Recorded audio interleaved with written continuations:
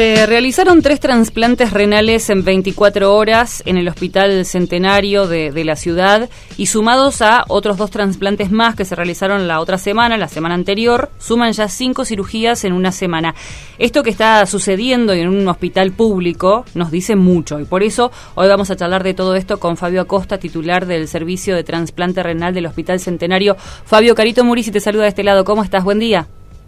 Hola, ¿qué tal? Buenos días, encantado por la entrevista. Muchísimas gracias por atendernos, por dedicarnos este ratito para poder conversar con nosotros. Una noticia muy importante, ¿no?, para la salud pública principalmente, teniendo en cuenta que gracias a estas intervenciones pudieron mejorar la calidad de vida de estas personas y que además se encontraban en lista de espera. ¿Es así, Fabio? Claro, por supuesto, sí. Desde el hecho de que todo paciente, digamos, con insuficiencia renal que está en diálisis, obviamente se tiene que estudiar en los equipos de trasplantes de todo el país para poder ingresar a la lista de espera. Una vez que están en la lista de espera, los pacientes, digamos, pueden intervenir en los operativos de trasplantes, son llamados de acuerdo a una serie de requisitos, fundamentalmente compatibilidad, y bueno, pudimos hacer, por suerte, en un récord de 24 horas, 3 trasplantes, que es muy importante para el hospital, y sobre todo para los pacientes, obviamente, ¿no? Estas personas que estaban esperando, como recién decíamos, y aparte que estaban esperando este momento tan importante, ¿no?, para su salud, para su vida en general, para la calidad de vida también, no tienen obra social, carecen de recursos, entiendo, y haber logrado alcanzar estas cirugías tan esperadas debe haber sido una dosis de esperanza para ellos. Pero más allá de todo esto, sigue existiendo escasez de donantes, ¿no? Sí, sigue habiendo escasez, no solamente en Argentina, sino en el mundo. Y dentro de Latinoamérica, Argentina está muy bien posicionado con relación a la tasa de donación de órganos en relación a la población, es uno de los principales países que más dona en Latinoamérica. No obstante, digamos, no alcanza a satisfacer toda la cantidad de pacientes que hay en lista de espera. Por eso siempre nosotros hacemos un llamado a la comunidad a que obviamente si pasa por esta circunstancia que se diagnostica desafortunadamente muerte cerebral en un paciente, es muy importante colaborar porque hay muchos pacientes que necesitan la donación. Fabio, bueno, antes que nada te saludo, soy Víctor Timoneda y, a ver, recién lo decías vos, la importancia de la donación de órganos en todos los aspectos, y te consulto puntualmente acerca del trasplante renal. Es un trasplante que se da una particularidad, se puede hacer con donante vivo o un donante fallecido. Exactamente, sí, la ley habilita que si uno tiene un donante vivo, ya sea hermanos o padres o primos de primera línea o segunda línea sanguínea, ya se puede planificar, es una cirugía electiva. Obviamente que primero estudiamos al donante, claro, que tiene que estar totalmente sano para poder seguir el resto de su vida con un solo riñón, pero se pueden hacer cirugías con donante vivo o con donantes cadavéricos si no tiene una persona que le pueda donar, ¿no? Sí, siempre y cuando sean compatibles, está claro. A ver, más allá de la cercanía familiar, no es decir, bueno, yo dono uno de mis riñones para que mi hijo, en este caso, tienen que ser totalmente compatibles y se tienen que reunir una serie de condiciones básicas. Básicamente, sí, el paciente, el donante tiene que ser sano, es decir, puede tener algunas enfermedades previas pero que no lesionen los órganos blancos, como decimos nosotros, que no tenga aterosclerosis, que no tenga compromiso cardíaco, compromiso renal fundamentalmente, u otras enfermedades que invaliden la donación.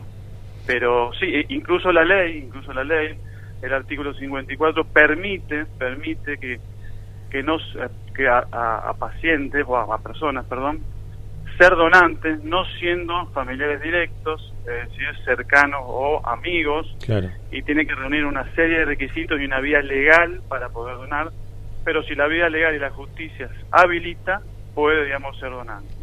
Fabio, me meto más en lo específico, también como un nexo entre nosotros y los oyentes, en este caso, que nos escuchan. Sí. ¿Cuáles son las principales y más comunes causas de una enfermedad renal? Digo, para prender las alarmas, para decir, che, mirá, me hago un control.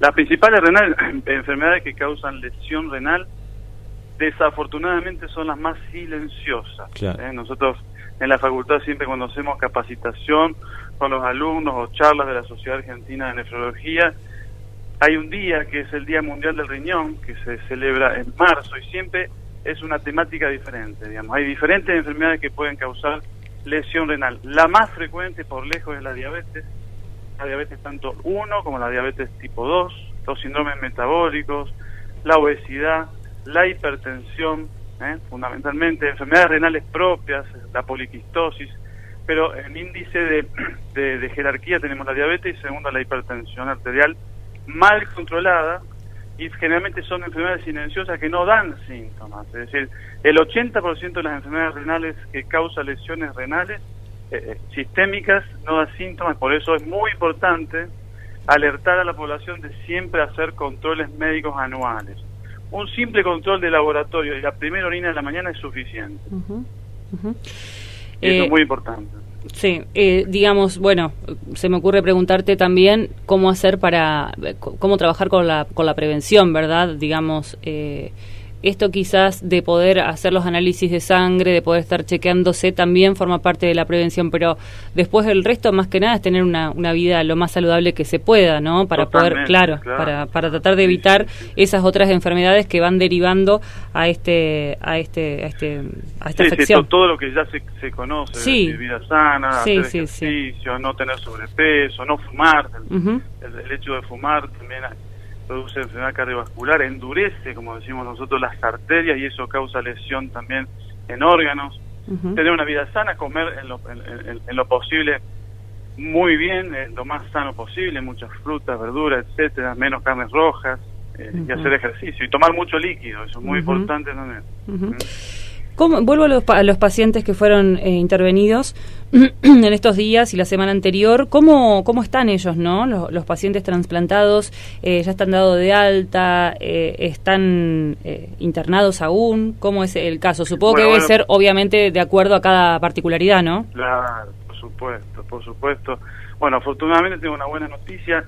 Ya fueron los 3 pacientes dados de alta, así que es una alegría. La evolución fue acorde a lo esperado. Y bueno, ahora lo vamos a ver por consultorio externo para seguir la evolución. Obviamente que los pacientes recién trasplantados reciben una alta inmunosupresión para evitar el rechazo del órgano. Por lo tanto, tiene que tener una estricta supervisión médica intensa durante las primeras semanas. Claro, te iba a preguntar cómo era el postoperatorio. O sea, tiene que estar sumamente monitoreado. Claro, es más, muchos de ellos todavía, algunos reciben diálisis de apoyo hasta que sus riñones empiezan a funcionar al 100%. Los pacientes que reciben trasplante con donante vivo generalmente son aquellos que funcionan más rápido el riñón y los pacientes salen orinando de quirófano. Claro. Los pacientes que reciben un trasplante de riñón cadavérico, obviamente requiere el apoyo médico, incluso de diálisis, durante las primeras semanas hasta que ese riñón comienza a funcionar solo. ¿Sienten, Fabio, que tienen el apoyo por parte de las autoridades provinciales? Sí, totalmente. El Hospital Centenario es un hospital de alta complejidad, fundamentalmente dedicado a diálisis, a trasplante, a cirugía cardiovascular y otra serie de cirugías o especialidades de alta complejidad, y siempre tuvimos el apoyo del ministerio, de la dirección del hospital, y obviamente que esto no se hace solo, sino que es un conjunto de médicos y de logística, porque es muy difícil poder coordinar y activar todo un hospital para hacer en 24 horas 3 trasplantes. Claro. El hospital también hace otro tipo de cirugías, entonces fue muy laborioso, pero trabajando en equipo se pueden hacer las cosas. Claro, por eso te iba a consultar y de cómo se trabaja, ¿no?, en el servicio, porque este logro no se sostiene en soledad, digamos, ¿no?, sino con el trabajo de un equipo de profesionales que, supongo yo, van aportando cada uno desde su disciplina. Sí, por supuesto, trabajamos en equipo, ya estamos hace muchos años trabajando, tratamos de ir perfeccionándonos cada día más. Y obviamente que tenemos que tener pasión para hacer estas cosas, porque si no tenemos pasión y ganas que el paciente pueda salir de diálisis y mejorar su calidad de vida, no lo haríamos, obviamente. ¿No? Fabio, a ver, generalmente cuando charlamos con con especialistas en este caso y sobre todo en el rubro médico, es inevitable consultarte cómo fueron esos 2 años de pandemia en donde inclusive para esta clase de cirugías se vio imposibilitado un montón de cuestiones. Hoy ya estamos hablando del post-pandemia, hoy parece que ya quedó todo atrás, pero la realidad es que ustedes la pasaron realmente mal en ese ida y vuelta, en ese día a día. Sí, muy buena pregunta, y realmente sufrimos un montón porque pudimos trasplantar menos de un 50% de lo que veníamos haciendo, y lo que pudimos trasplantar obviamente lo hacíamos con muchísimo cuidado, con determinaciones de PCR y de test para COVID negativo del donante, del receptor, con todas las alarmas prendidas. No obstante ello, bueno, hemos tenido pérdida de pacientes recién trasplantados, pérdida de pacientes en diálisis crónica, pérdida de pacientes con trasplantes de hace años que se infectaron y claro, que realmente no había un tratamiento, no hay de hecho un tratamiento efectivo cuando un paciente tiene una neumonía por COVID-19. No, decir, Fabio, a ver, todas medidas de apoyo, pero no hay nada efectivo, digamos. Perdón la interrupción, porque, a ver, uno, y habitualmente la queja en la calle es, che, bueno, en su momento tuvimos que estar encerrados y demás, pero yo me pongo también en el lugar de la persona que necesita un trasplante y que estaba esperando en ese momento, y debe ser desesperante. Si es desesperante hoy, ya con todo esto atrás, o antes de la pandemia, el día a día, el esperar que llegue un donante, en plena pandemia, creo que se debe haber complicado mucho más todo.